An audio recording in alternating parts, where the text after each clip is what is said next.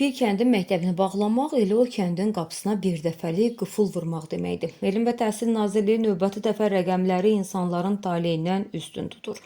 Şagird sayı azdır deyib Şəkinin Daşbulaq kənd orta məktəbini qapatmaq istəyirlər. İllərdir su və işsizlik problemi ilə boğuşan kənd sakinləri indi də uşaqların gələcəyi ilə sınağa çəkilirlər.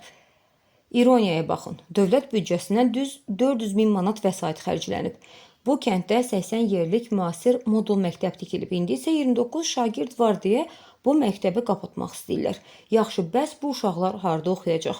Qonşu kəndlərdə Daşbulağın nəinki normal nəqliyyatı, heç qonşu kəndə gedən normal yolu da yoxdur. Nazirliyin rəsmiləri isə bu bərbad yollarda uşaqların hər gün çəkəcəyi əziyyəti, qarşılaşacağı təhlükəni hesaba almır. Məsələ təkcə uşaqlar deyil. Bu məktəb həm də kəndin çörək ağacıdır. Müəllimlərə başqa məktəblərdə dərs veriləcək, bəs minimum əmək haqqı ilə evini dolandıran xadimə, gözətçi, texniki işçilər necə olacaq? Onların ailəsi ac qalacaq? Jurnalist Zülfiyə Quliyevanın həyəcan təbili ilə desək, gənc ailələri bu doğma yurda bağlayan yeganə səbəb bu məktəbdir.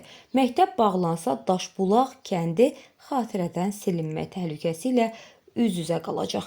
Əgər hörmətli nazirimiz Emin Əmirullayev dövlət vəsaitinə qənaət etmək istəyirsə, kəndlərdəki 3-5 uşağın gələcəyindən yox, Nazirliyin öz daxilindəki, rəhbərlik etdiyi strukturdakı artıq şöbələrdən, şişirdilmiş ştatlardan başlasın.